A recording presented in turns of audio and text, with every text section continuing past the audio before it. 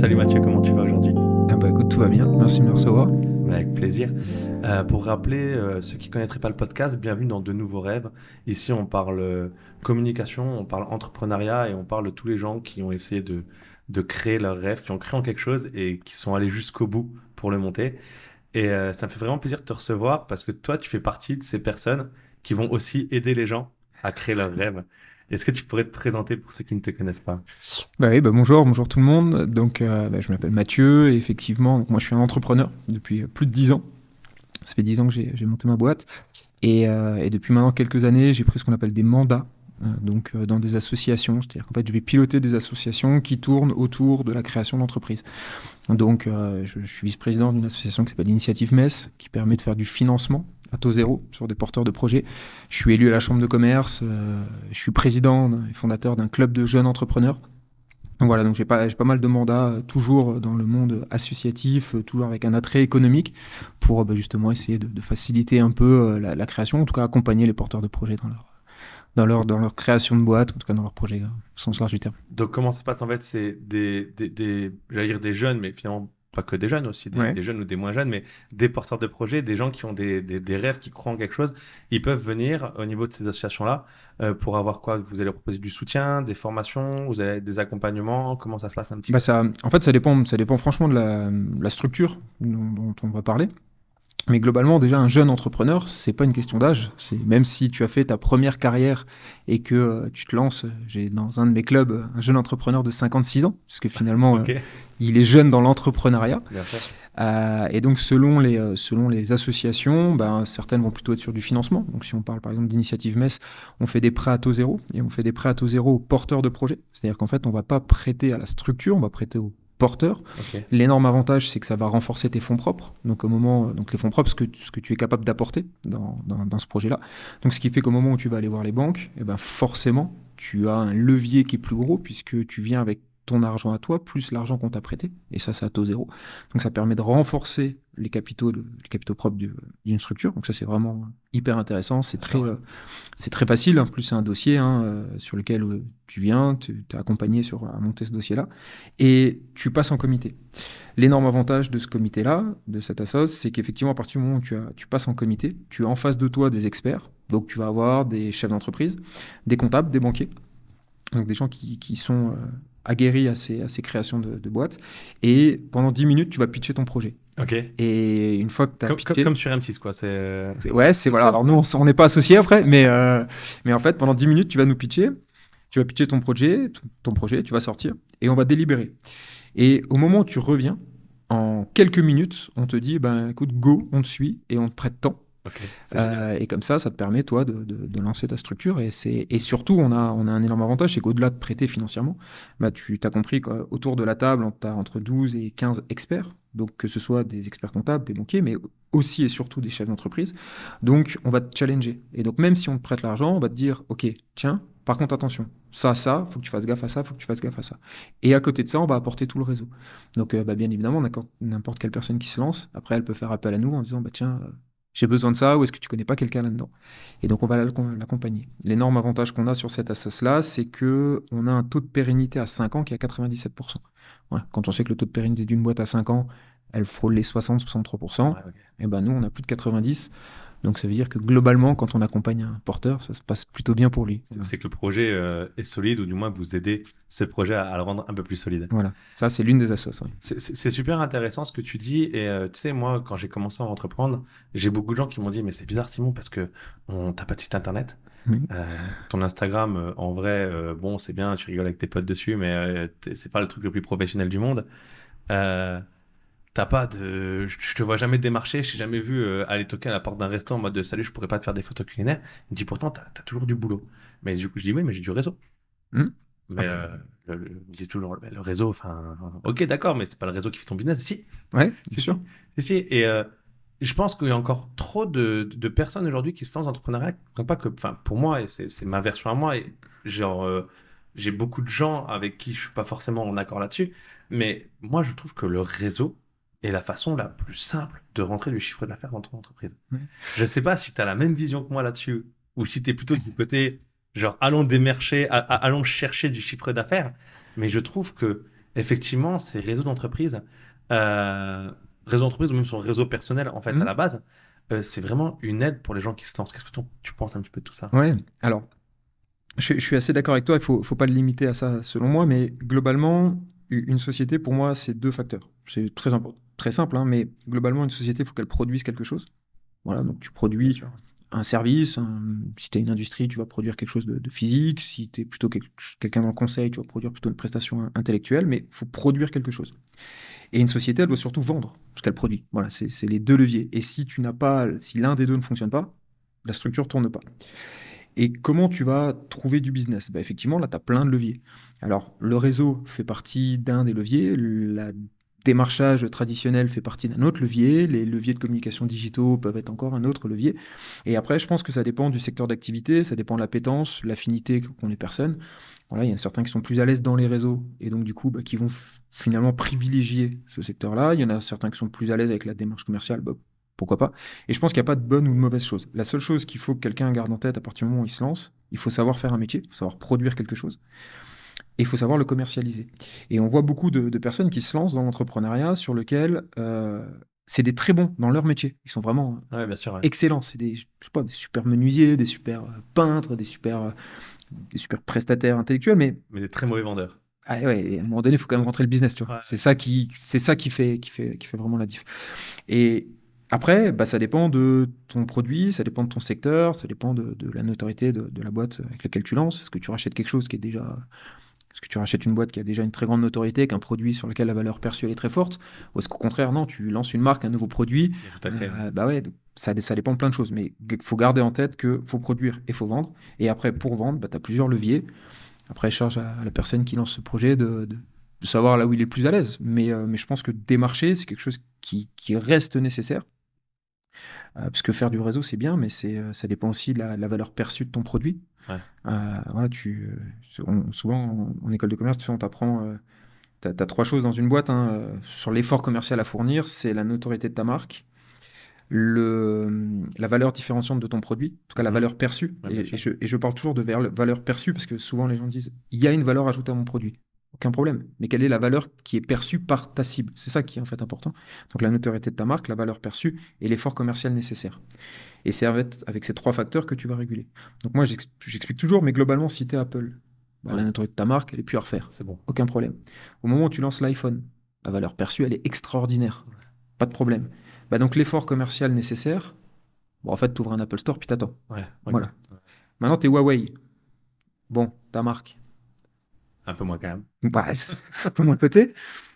La valeur perçue du produit, un peu plus faible. Je dis pas qu'elle est moins bien, je dis juste que la valeur perçue auprès de la cible, elle est moins bien. Elle est différente. Ouais. T'as intérêt à charbonner commercialement Ok. si tu veux vendre tes produits. Ouais, bien sûr. Tu vois, voilà. Et bah donc en fait, il faut simplement prendre ça en compte. Et donc une marque qui se lance, ce qu'on dit souvent aux porteurs qu'on accompagne, mais si tu lances ta boîte, ok, donc personne ne te connaît. D'accord. C'est quoi ta valeur perçue? Je sais pas, t'es quelqu'un qui lance un consultant en com. Ok, mais donc finalement, marché très concurrentiel, la valeur perçue, elle est faible. Ok, donc t'es pas connu avec une valeur perçue faible. Ouais. Ah, vas-y, charbonne. C'est plutôt. Je vais chercher. Voilà, c'est ça. Après, quel est le bon levier? Ça dépend plutôt de. Mais alors, moi, ça m'intéresse parce que, donc, du coup, aujourd'hui, tu as des mandats dans Ouais. beaucoup d'associations qui accompagnent les entrepreneurs, les porteurs de projets, etc. Comment tu es arrivé jusque-là? Est-ce qu'on peut faire un petit peu le retour en arrière de Mathieu Hornet? Comment tu t'es lancé, toi, déjà dans l'entrepreneuriat? Parce qu'en vrai, si tu as été placé là, c'est parce que tu as réussi quelque chose dans l'entrepreneuriat à la base. Ouais, enfin, je pense, je sais pas, il faudra demander aux personnes qui m'ont élu, parce que je suis élu. Ok. Mais globalement, sur mon parcours, moi, je viens du monde d'une startup dans lequel j'étais en charge de déployer ce qu'ils appelaient de nouveaux produits.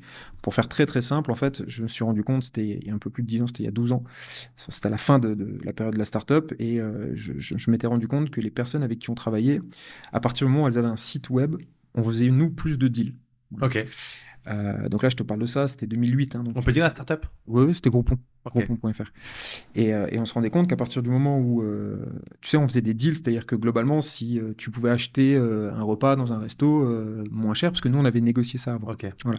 En fait, toi, tu allais voir le restaurateur, enfin, ou quelqu'un, ton commercial allait voir le restaurateur et disait, moi, je suis capable de t'apporter, je sais pas, 10 000 pizzas. C'est ça, X clients. Et donc, du coup, toi, ta pizza, à la place de me faire à 13 euros, tu vas me la faire à 9 euros. Et toi, du coup, tu proposes ta pizza à 10 euros en prenant ta marge dessus. dessus. C'est ça. Voilà. Donc en gros, dis-toi que les ratios, c'était on faisait 50% moins cher pour le consommateur et on partageait avec le restaurateur ce qui restait. Ok, Voilà. d'accord. Et une fois qu'on avait ces deals-là, on s'était rendu compte, finalement, ce restaurateur-là, s'il avait un site internet, du coup, c'était vachement mieux pour nous parce que les gens pouvaient se projeter et donc ils consommaient plus nos deals, ce qu'on appelait nos deals. Et donc, naturellement, on se dit, on va faire des sites internet alors. Ok. Et donc, on se lance à faire des sites internet. Chez Groupon. Chez Groupon. Ok. Et donc, on fait un truc très, très fixe, très figé. Et puis, on fait, c'était 5 pages, c'était temps, etc. Puis, on commercialise. Et puis, on a une première remontée, une deuxième remontée, une troisième remontée. Puis, finalement, on s'y intéresse pas trop. Le boss, à l'époque, dit, c'est pas notre business model. Ok, on laisse. 3 fois, 5 fois, 10 fois, 15 fois, 20 fois. Puis, je vais le voir une fois, je vais le voir 2 fois, je vais le voir 3 fois. Puis, un jour, je le vois et puis, je dis, ouais. Il me dit non, arrête de me botter avec ça. Je dis non, mais en fait, je m'en vais. Okay. Je vais faire des sites. Moi, j'y vais. Voilà. Toi, tu bouges pas, moi, j'y vais. Voilà, je dis il y a un problème, j'ai une solution et du coup, je vais la monter. Et voilà, c'est ma définition de l'entrepreneur. Souvent, on me pose la question, c'est quoi un entrepreneur? L'entrepreneur, je réponds, c'est toujours la même chose. C'est quelqu'un qui identifie un problème, qui trouve une solution et qui vit de cette solution-là. Ça, pour moi, c'est la définition de l'entrepreneur. Totalement d'accord avec toi. Et donc, du coup, c'est comme ça que j'ai fondé. Donc là, j'ai fondé WebID il y a 10 ans. Et donc, mon premier business model, c'est de pouvoir apporter une solution web, développement web, à des TPE. Voilà. Okay. Donc là, depuis, le business model a complètement changé parce que forcément, en 10 ans, la structure a évolué, les attentes ont évolué, le marché a évolué. Il y a plein de choses qui sont arrivées et qui correspondent plus avec mon business model de l'époque. Mais voilà, j'ai monté comme ça. Et en fondant, en fait, j'ai eu la chance, pour répondre à ta question, j'ai eu la chance d'avoir beaucoup de personnes qui m'ont accompagné. Donc, j'ai été aidé par les chambres consulaires, j'ai été aidé par les initiatives MES dont je te parle, en fait, dans lesquelles je suis vice-président aujourd'hui, m'a financé. Voilà. Ok, j'ai bénéficié de ça. D'accord. Exactement. Et au bout de quelques années où ça commençait à tourner un peu pour moi, je me suis dit, ok, écoute, t'as beaucoup reçu en te lançant. C'est important que maintenant, toi, tu fasses aussi. Faut redonner. Et donc, du coup, je me suis inscrit sur des syndicats, d'entrepreneurs. Donc ouais, je militais dans des syndicats entrepreneuriaux. Les plus connus, c'est le MEDEF et la CPME. C'est les deux gros. Après, tu as l'UDOP, mais les deux plus connus sont le MEDEF et la CPME. Donc, j'ai commencé à m'investir dans ces syndicats-là. J'ai commencé à rentrer au conseil d'administration d'Initiative MES. On m'a proposé d'y rentrer. Et puis, à force de passer du temps, etc., à un moment donné, on m'a dit, tiens, qu'est-ce que t'en penses? Est-ce que tu veux telle responsabilité? Est-ce que tu veux ci? Et puis, c'est des élections après. Donc, tu es élu. Tu arrives avec une idée. On pourrait faire ça. Et puis, s'il y a des gens qui croient en toi, ils t'élisent. Alors, je t'avouerai que c'est des mandats qui sont pas hyper prisés, donc du coup, il y a souvent, quand tu arrives avec une idée déjà, il n'y a pas forcément beaucoup de candidats. Voilà, tu prends le poste et voilà, ça fait quelques années et l'idée c'était de redistribuer. Je reste persuadé que l'entrepreneuriat, c'est pas tant que je prends ça, mais c'est le plus beau métier qu'il peut avoir, c'est la plus belle ligne que tu peux avoir sur ton CV, que tu réussisses ou que tu réussisses pas d'ailleurs. Bien sûr. Il y a une ligne sur ton CV qui est extraordinaire et je trouve qu'on l'encourage pas assez, c'est compliqué, il y a plein de freins à l'entrepreneuriat. Ouais, alors, moi je suis d'accord et pas d'accord avec toi parce que, et j'en ai déjà parlé sur au moins 1 ou 2 autres épisodes, c'est que d'un côté, il y a énormément de freins à l'entrepreneuriat parce que je trouve qu'on trouve pas forcément les réponses facilement. Oui. Et je trouve de l'autre côté que, notamment, je me répète, je suis désolé, mais avec l'auto-entreprise, on a quand même une facilité entrepreneuriale. Alors, surtout pour la prestation de services, parce qu'effectivement, quand tu es sur de l'industrie, quand tu es sur de l'achat-revente, etc., ça demande quand même de la trésor plus importante à la base. Mais je trouve que l'auto-entreprise est quand même la meilleure solution de prototypage entrepreneurial qui existe. Et on a quand même la chance d'avoir ça en France. Alors, la micro-entreprise, c'est un sujet que je travaille beaucoup parce que je pense que ça dépend la forme et ça dépend. L'idée de base est très bonne. L'idée de simplifier l'entrée dans l'entrepreneuriat, c'est une formidable idée. Comme elle est faite aujourd'hui, je trouve que au contraire, c'est contre-productif. Ok, pourquoi? Alors, mon point de vue, bien sûr, voilà, l'idée, c'est d'échanger, mais globalement, en fait, l'idée de faciliter l'entrepreneuriat, c'est parfait. C'est super et effectivement, c'est très simple. Voilà. Un peu avant, on avait même fait le capital social à 1 euro. Voilà, l'idée, c'était de dire on peut accéder rapidement à la création d'entreprise. Par contre, créer une entreprise, tu l'as dit, ça nécessite plein de choses. Ça nécessite un savoir-faire technique, ça nécessite des compétences de gestion, des compétences pour trouver des clients, des compétences pour administrer la boîte. Enfin bref, il y a plein de choses comme ça. Et en fait, on se rend compte, il faut savoir que, tu sais, par exemple, on a beaucoup parlé 2022, plus d'1 million de boîtes créées. Ouais. Alors ça, c'était... Bruno Le Maire était fou sur ces chiffres. Par contre, si tu creuses un peu ce que j'ai fait, si tu vas creuser dans le million de sociétés qui ont été créées, déjà, tu te rends compte qu'il y a un peu plus de 65% des boîtes qui sont en micro-entreprise. Ok. Voilà. Et dans ces 65%, tu te rends compte qu'en fait, à peu près la moitié vont faire 0 de chiffre. Ouais. Ils ont ouvert pour ouvrir. Voilà. Et donc, quand on dit, bah, tiens, il y a un engouement pour l'entrepreneuriat, moi, j'ai plutôt tendance à penser qu'en fait, c'est un désaveu du salariat. Ok. C'est pas forcément une vocation dans l'entrepreneuriat, c'est plutôt un désaveu du salariat. Et effectivement, on sait qu'on a une crise en ce moment dans les relations avec l'entreprise, dans la relation avec le salariat. Et je pense que les gens ont plutôt essayé de quitter ça. Mais gérer une entreprise, c'est complexe, c'est prendre des risques. Et d'ailleurs, ils avaient mis pendant longtemps des stages obligatoires. Qui Ouais, il y a quelques jours. Ouais. Et tu avais une obligation même pour la micro-entreprise de passer 2 ou 3 jours de stage obligatoire pour avoir les bases comptables. Tu n'apprends pas le métier non, mais c'est ça. pendant 3 jours. Je veux dire, tu vois, et du coup, pourquoi je considère que ça peut être un très bon tremplin, c'est-à-dire qu'effectivement, tu es dans la prestation intellectuelle, tu dis, tiens, je vais tester un marché. Ok, tu fais ça 2 ans, 3 ans, et après, il faut passer au-dessus. Le problème, c'est que dans ta façon de cotiser, dans ta sécurité, ne serait-ce que dans les coûts, la distorsion du marché que tu crées par rapport aux autres entreprises. Bien évidemment. Tu peux pas rentrer, tu peux pas avoir de salariés, tu n'as pas de charges, tu peux pas. Et donc, du coup, tu as tout un système qui fait que, pour certaines typologies, puisque à la base, une des idées qu'il y avait aussi, c'était de dire il faut que j'enlève le travail au black. Oui. Et donc c'était le black légal. Voilà, c'est ça. Ça a été ça. Si je gagne de l'argent, je paye des cotisations. Si je gagne pas d'argent, je ne paye pas de cotisations. Je paye pas. Et je trouve que c'est très bien, tu sais, pour toutes les personnes qui ont ce qu'on appelle un double activité. Ouais. T'es étudiant, micro-entrepreneur, top. Ouais. T'es retraité, micro-entrepreneur, top. Ouais. Par contre, lancer dans l'entrepreneuriat, c'est nécessaire d'y mettre beaucoup de choses. T'as lancé, tu sais les efforts qui sont nécessaires à faire tourner une boîte. Ça te prend énormément de temps, ça te demande de l'investissement financier, de l'investissement en temps, ça te demande, t'as intérêt à ce que tes proches y te suivent parce que tu vas passer avec des hauts et des bas. Et donc, c'est extrêmement stimulant, mais c'est extrêmement difficile de gérer une société dans sa vie de tous les jours. Bien sûr. Et donc, le fait qu'on puisse dire à tout le monde, bah écoute, c'est quoi? Tiens, tu fais 10 minutes sur Internet et t'as ta boîte. Ouais, alors, et je fais bien la différence entre monter la boîte et faire tourner sa boîte. Voilà. Et donc, laisser croire que tout le monde peut l'être, c'est pour moi pas forcément une bonne chose, parce que derrière ça, il y a des drames humains. Il y a des personnes qui, pendant 2 ans, en fait, tu sais pourquoi les boîtes elles closent entre 2 ans et 3 ans? C'est le taux de chômage. Et souvent, les gens, ils se mettent en micro-entreprise, ils ont le chômage, et après, à un moment donné, ils clôturent leur micro, parce que du coup, ils vont retrouver un travail salarié. Voilà. Mais donc, on revient plus à un désaveu du salariat pendant un temps que réellement à une ambition de monter une structure.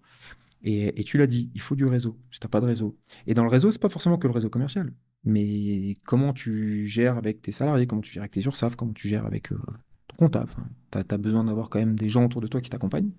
Quand tu es issu d'une famille d'entrepreneurs, c'est facile. Oui. Tu as la famille qui tu as un repas de famille le dimanche. Voilà, tu as papa, maman, le cousin, l'oncle, la tante qui vont t'aider.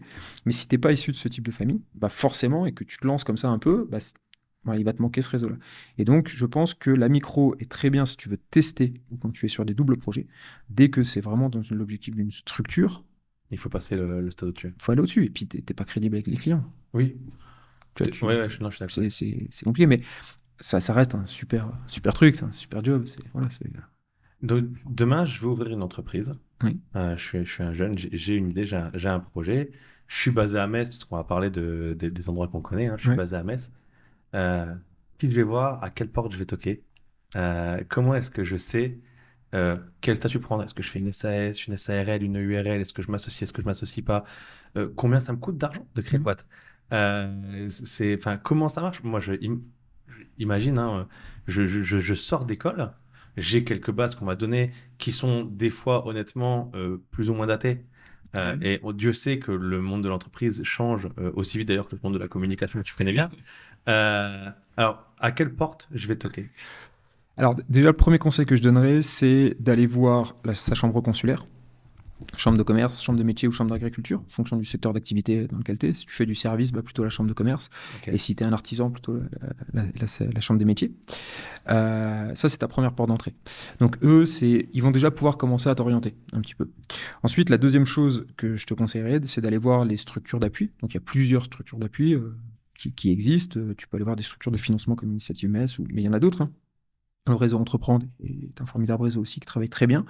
Donc ça, c'est la deuxième chose. Et après, je t'orienterai vers un expert comptable. Voilà. Pour moi, il faut s'appuyer sur les experts comptables parce qu'eux aussi vont avoir des billes.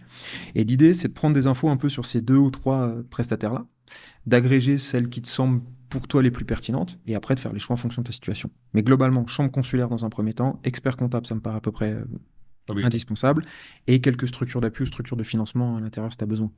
Tu peux aller voir ta banque aussi. Souvent, le réflexe d'un entrepreneur, c'est d'abord d'aller voir la banque. Ouais. Tu peux aller, mais là, ça va être sur un tout petit part du prisme qu'il faut prendre en compte. Mais voilà, déjà, chambre consulaire, ils ont des spécialistes qui sont là pour t'accompagner. Après, les experts comptables, les structures d'appui entre les deux, et puis là, globalement, tu devras avoir assez d'infos pour lancer. Après, combien il faut ? Si tu me dis que tu lances une entreprise de conseil, c'est pas la même chose que si tu me dis que tu lances une usine. Globalement, ça va dépendre de ça. Dis-toi qu'il faut quand même, quoi qu'il arrive, lancer une boîte, ça nécessite des fonds.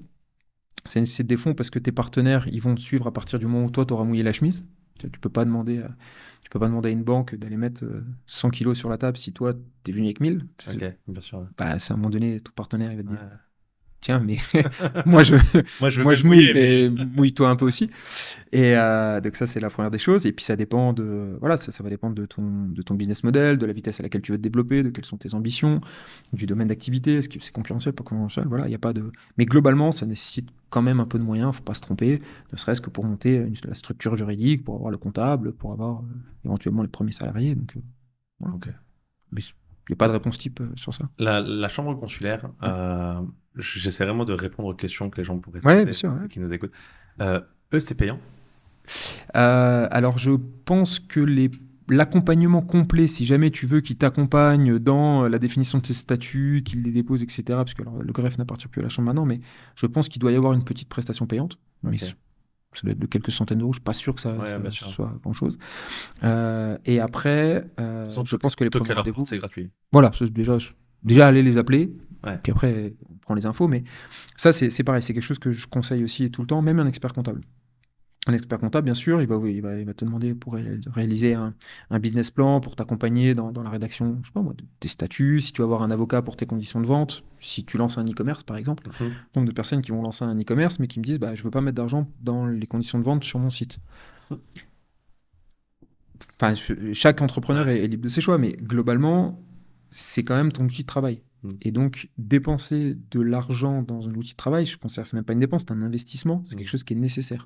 Donc, il vaut mieux se dire, quand je construis, souvent il y a un problème avec l'argent en fait. Souvent les personnes me disent, j'ai un problème et j'ai pas l'argent.